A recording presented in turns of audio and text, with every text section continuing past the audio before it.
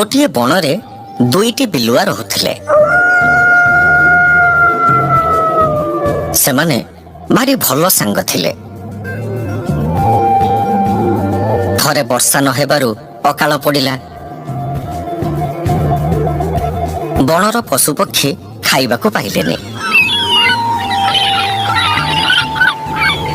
ସେମାନେ ଜୀବନ ବିକଳରେ ଯିଏ ଯୁଆଡ଼େ ପାଇଲେ ପଳେଇ ଗଲେ। ବିଲୁଆ ଦୁଇଟି ବି ଜୀବନ ବିକଳରେ ସେଇ ବଣକୁ ଛାଡ଼ି ଆଉ ଗୋଟାଏ ବଣକୁ ପଳେଇ ଗଲେ। ସେଇ ବଣରେ କିଛି ବାଟ ଯିବା ପରେ ଗୋଟେ ଗୁମ୍ଫା ପାଖରେ ଦେଖିଲେ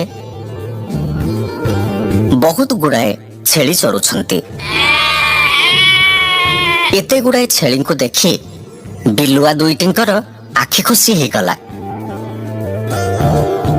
ସେ ଆଉ କୁଆଡ଼େ ନ ଯିବା ପାଇଁ ମନ ସ୍ଥିର କଲେ।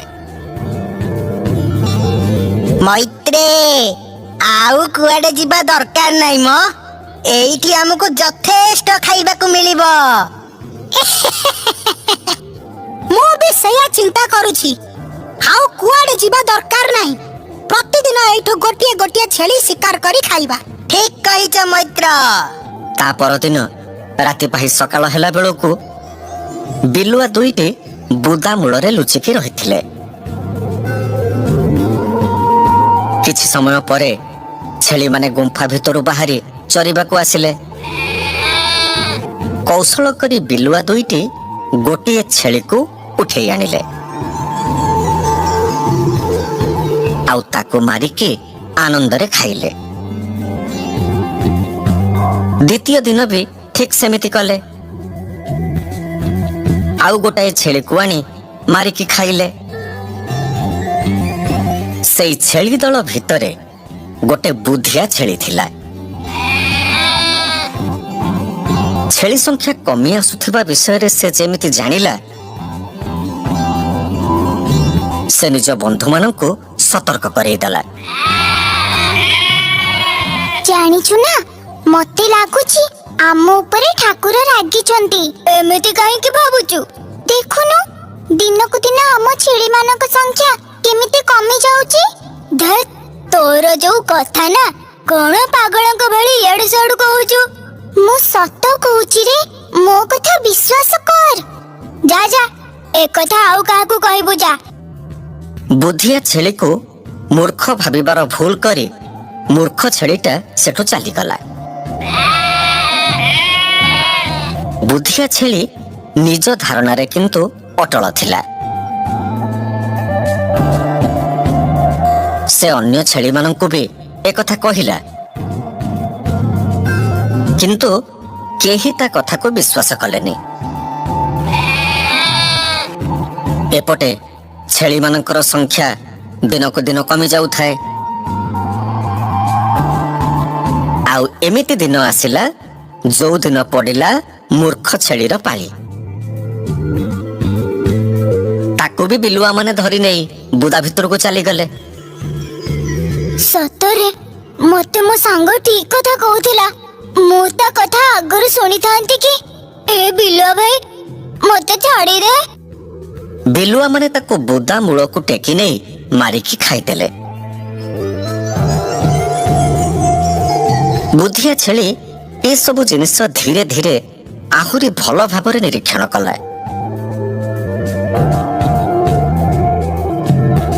କିଛି ଦିନ ପରେ ସେ ଦଳରେ ବୁଦ୍ଧିଆ ଛେଳି ଛଡ଼ା ଆଉ କୌଣସି ଛେଳି ରହିଲେ ନାହିଁ। ବିଲୁଆ ମାନେ ତ ସବୁ ଛେଳିଙ୍କୁ ମାରି ଖାଇ ଦେଇଛନ୍ତି। ଏବେ ବୁଦ୍ଧିଆ ଛେଳି ଗୋଟେ ନିଷ୍ପତ୍ତି ନେଲା ଯେ ସେ ଗୁମ୍ଫା ଛାଡ଼ି ପଳେଇଯିବ। ଦିନେ ରାତିରେ ଗୁମ୍ଫା ଛାଡ଼ି ବାହାରକୁ ସେ ଆସିଲା ଆଉ ସେଇଠି ଛିଡ଼ା ହେଲା। ହଠାତ୍ ତାକୁ ବିଲୁଆ ମାନଙ୍କ ଛାଇ ଦେଖାଗଲା। ଇଏ ଛାଇ କାହାର ସେ ଜାଣିବାକୁ ଚେଷ୍ଟା କଲା। ବୁଦା ମୂଳରୁ ବିଲୁଆ ଦୁଇଟି ବାହାରକୁ ବାହାରି ଆସିଲେ। ବୁଦ୍ଧିଆ ଛେଳି ଛାନିଆ ହେଇଯାଇ ଗୁମ୍ଫା ଭିତରକୁ ପଶିଗଲା। ତା ମାନେ ଏ ବିଲୁଆ ଏଠି ରହୁଥିବା ଛେଳିଙ୍କର ଶତ୍ରୁ। ହେଲେ ଏଠୁ ତ ବାହାରକୁ ଯାଇ ହବନି। ଆଉ ଯଦି ଏଠି ମୁଁ ରହେ ତେବେ ମୋର ମରିବାଟା ନିଶ୍ଚିତ। ତାହେଲେ ମୁଁ କଣ କରିବି? ହେ ଭଗବାନ, ମତେ ଏ ବିପଦରୁ ରକ୍ଷା କର। ଏପଟରେ ବିଲୁଆ ମାନଙ୍କ ଗଣନା ଅନୁସାରେ ଆଉ ଗୋଟିଏ ଛେଳି ବାକି ଥିଲା। କିନ୍ତୁ ବୁଦ୍ଧିଆ ଛେଳି ବାହାରକୁ ଜମା ଆସୁନଥିଲା। ଗୁମ୍ଫା ପାଖରେ ଥିବା ଘାସପତ୍ର ଖାଇ ସେ ଗୁମ୍ଫା ଭିତରକୁ ପଳାଉଥିଲା। ଯେତେବେଳେ ସେ କିଛି ବି ଶବ୍ଦ ଶୁଣୁଥିଲା ଡରିଯାଇ ଗୁମ୍ଫା ଭିତରେ ଲୁଚି ଯାଉଥିଲା। ଏବେ ବିଲୁଆ ଦୁଇ ଜଣ ଯାକ ବିଚାର କଲେ ଯେ ସେ ଶେଷ ଛେଳିଟାକୁ କେମିତି ଖାଇବେ। ଏଇ ବିଚାର କରି ସେମାନେ ଗୋଟାଏ ଉପାୟ ପାଞ୍ଚିଲେ।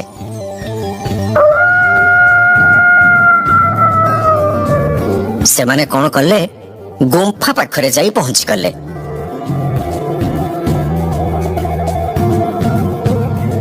ଆଉ ସେଇଠି ଅତି କୋମଳ ସ୍ୱରରେ ଡାକିଲେ, ଗୁମ୍ଫା ଭିତରେ କିଏ ଅଛ? ଆରେ ଟିକେ ବାହାରକୁ ଆସ। ଗୁମ୍ଫା ଭିତରେ ଥିବା ବୁଦ୍ଧିଆ ଛେଳି ଛାନିଆରେ ଥରିବାକୁ ଲାଗିଲା। ସେ ଭାବିଲା ଏଇଟା ତାର ଶେଷ ସମୟ। ତେଣୁ ସେ ଧୈର୍ଯ୍ୟ ଧରି କାମ କରିବାଟା ଉଚିତ ହବ। ସେ ଜମାରୁ ବାହାରକୁ ଗଲାନି। ସେଇଠି ରହି ବିଲୁଆ ମାନଙ୍କ ପ୍ରଶ୍ନର ଉତ୍ତର ଦେଲା। ଆରେ ବାହାରକୁ ଆସ। କଣ କାମ ଅଛି ଭାଇ? ବହୁତ ଜରୁରୀ କାମ ଅଛି। ଆମ ଘରେ ଆଜି କିଛି ରୋଷେଇ ହେଇନି, ସେଇଥିପାଇଁ କିଛି ଖାଇବା ଜିନିଷ ମାଗିବାକୁ ଆସିଛୁ। ଖାଇବା ଜିନିଷ ମାଗିବାକୁ ଆସିଛ ନା ମତେ ଖାଇବାକୁ ଆସିଛ? ନା ନା ଭାଇ, ମୋ ଘରେ କିଛି ଖାଇବା ଜିନିଷ ନାହିଁ। ମୋ ଘରକୁ କୁଣିଆ ଆସିଛନ୍ତି, ସେମାନଙ୍କ ପାଇଁ ରୋଷେଇ କରୁଛି ଖାଇବେ ବୋଲି। ଏ ସାଙ୍ଗ ଦେଖ, କୁଣିଆ ମାନେ ତ ଖାଲି ଛେଳି ଗୁଡା।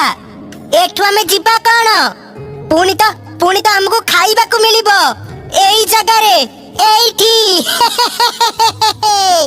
ବଢିଆ ମଜା ହବ। ତମ କୁଣିଆ ମାନେ କଣ ଆଜି ରହିବେ?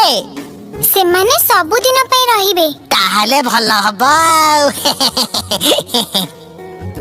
ହଁ, କୁକୁର ମାନେ ରହିଲେ ତ ବିଲୁଆଙ୍କର ମଜା। ହଁ, କଣ କୁକୁର? ହଁ, ମୋର 10-12 ଜଣ କୁଣିଆ ଆସିଛନ୍ତି। ଡାକିବି ସେମାନଙ୍କୁ, ଦେଖିବ। ରୁହ। ନାଇଁ, ଡାକରି। ଏ ଅଶୋକ ଭାଇ, ଟୁଟୁ ଭାଇ, ପିଣ୍ଟୁ ଭାଇ, ଲିଟୁ ଭାଇ, କୁଆଡେ ସବୁ ଗଲେ? ଆସ, କିଏ ଆସିଛନ୍ତି ଦେଖିବ, ଆସ। ଚାଲ ସାଙ୍ଗ, ଏଠୁ ଶୀଘ୍ର ପଳେଇ ଚାଲ। ଯଦି କୁକୁର ମାନେ ପହଞ୍ଚି ଯାଆନ୍ତି ନା, ଆମେ ଆଉ ବଞ୍ଚି ପାରିବାନି। ପଳେଇ ଚାଲ। ଛେଳିର କଥା ଶୁଣିବା ପରେ ବିଲୁଆ ମାନେ କଲବଲ ହେଇ ଦୌଡ଼ି ପଳେଇଲେ। ଆଉ ଦିନେ ବି ସେମାନେ ଗୁମ୍ଫାର ପାଖ ମାରିଲେନି। ଛେଳି ନିଜର ବୁଦ୍ଧି ଖଟେଇବାରୁ ଦୁଇ ବିଲୁଆଙ୍କ ଦାଉରୁ ରକ୍ଷା ପାଇଗଲା।